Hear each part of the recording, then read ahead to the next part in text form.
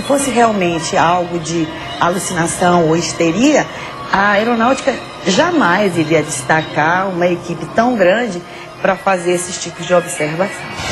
Segundo testemunhas, o primeiro posto de observação da aeronáutica foi montado aqui embaixo dessa árvore, na praia do Humaitá, na ilha de Colares, a cerca de 100 quilômetros de Belém.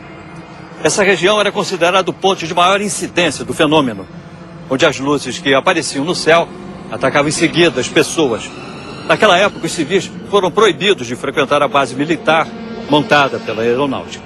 Eles instalaram metralhadoras, metralhadoras antiaéreas, de fogo antiaéreo.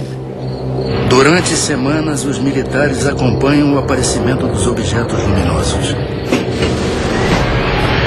Sargento, vem, sargento, rápido!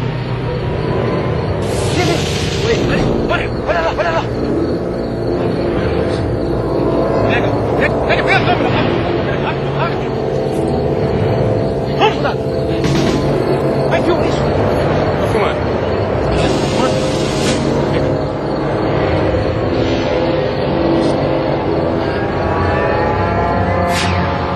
Tem 20 anos que eu converso com pessoas que dizem que têm contatos com seres, né, que se dizem extraterrestres, né? E a maioria dessas pessoas tem uma reputação que você não pode ir contra. Então como é que o senhor se envolveu com a Operação Prato? Não se chamava Operação Prato. Esse nome fui eu que dei depois. Vamos combinar que se a missão era secreta, Operação Disco Voador ia ser óbvio demais, né? Então o senhor foi para a Amazônia e... Naquela época eu ainda era capitão. Eu chefiava o Paraçado, um serviço de resgate na selva.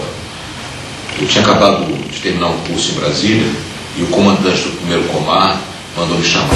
Segundo testemunhas, o relatório enviado pelos militares sobre o fenômeno das luzes impressiona o comando da aeronáutica. Capitão Landa, o senhor acredita em discos voadores? Acredito no que eu posso ver, coronel.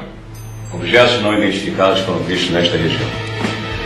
A maioria dos objetos apareceu aqui, perto da ilha de Colares. É um povoado com muita fé, mas sem nenhuma instrução. A maioria são pescadores e lavradores. E como é que eles estão reagindo?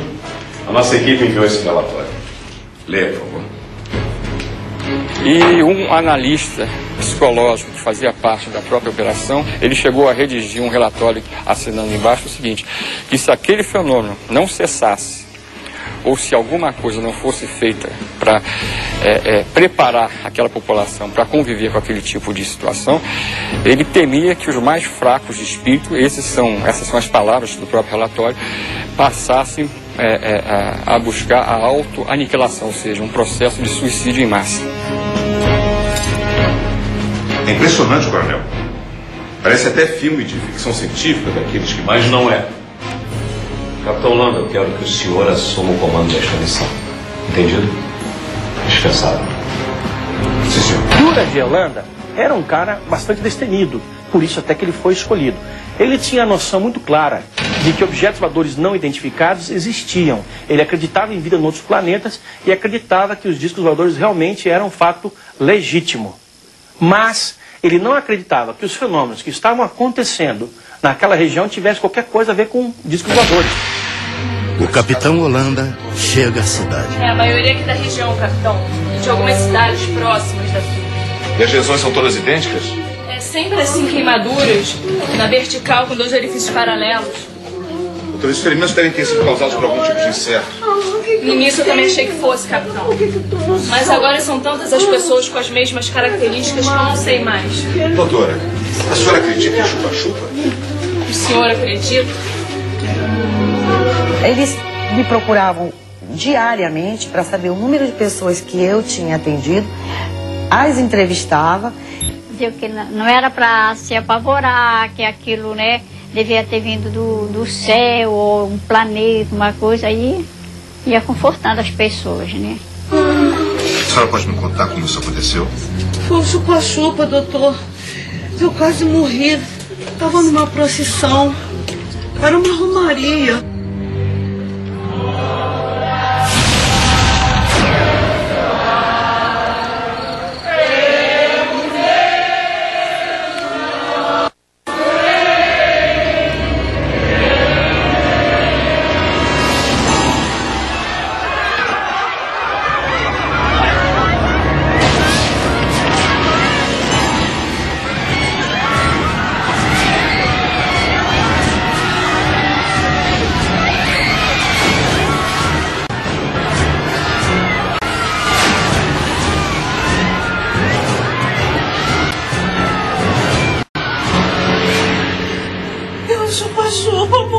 Doutor, me salva, me salva.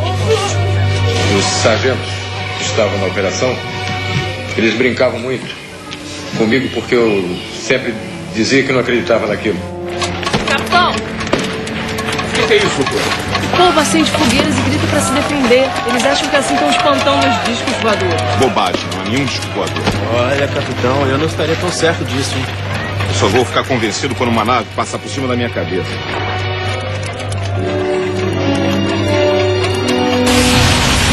A equipe de observação comandada pelo capitão Holanda era formada por mais de 60 pessoas, entre militares do serviço secreto, médicos e até psicólogos, que vieram à cidade com o objetivo de acalmar a população. Nesse local, a chamada Praia do Machadinho, o capitão Holanda viveu uma experiência que o marcaria pelo resto da vida. Não adianta, essas luzes não me convencem, isso não passa de um fenômeno atmosférico. Mas, capitão, o senhor fotografou as luzes? Exatamente, fotografei luzes, nada mais do que luzes. Não adianta, o capitão só vai acreditar quando uma nave dessas passar em cima da sua cabeça, né?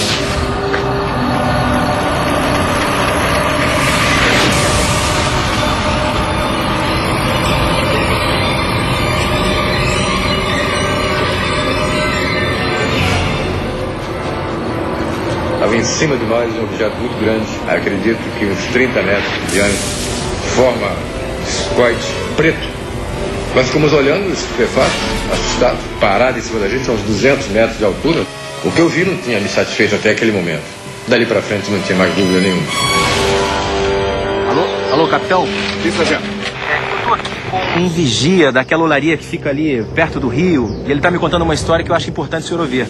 Estou aqui na cidade, vou pegar um depoimento. Capitão, o senhor me desculpe, mas eu acho que é importante o senhor ouvir. Coloca ele então no rádio. Pois não, vou passar pra ele. Pode falar normalmente, me conta aquela história. Seu Luiz, o que o senhor tem para me contar? Eu estava na beira do rio quando eu vi uma paca. Aí, capitão, me ajeitei para caçar bichinho.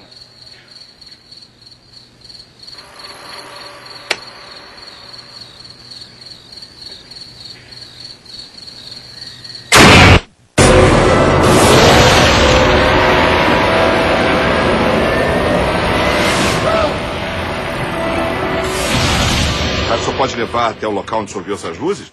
Quê? E lá outra vez, capitão? Nós tivemos oportunidade de chegar a uma pessoa que tinha tido um avistamento impressionante. Os agentes entraram para tomar um café e comer uma bolacha, alguma coisa lá, antes de entrar no barco para a gente ir para a missão. E eu, como chefe da missão, não podia me dar essas mordomias. Eu fiquei olhando fora, vendo o ambiente.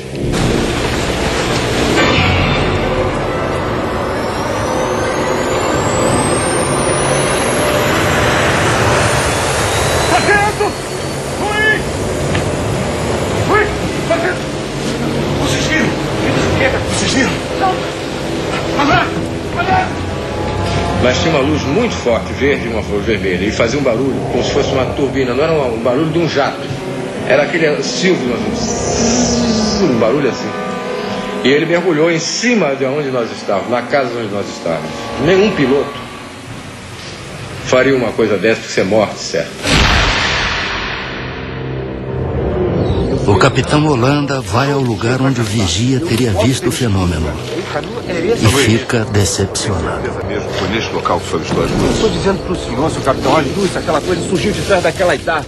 De repente veio aquele clarão em cima de mim. Eu vim correndo, porque eu me assustei e a luz passou em cima aqui de mim, uma luz vermelha. Olha, nós já estamos há mais de 3 horas aqui e nada acontece. Sargento, vamos embora. Seu Luiz, muito obrigado, vamos mudar.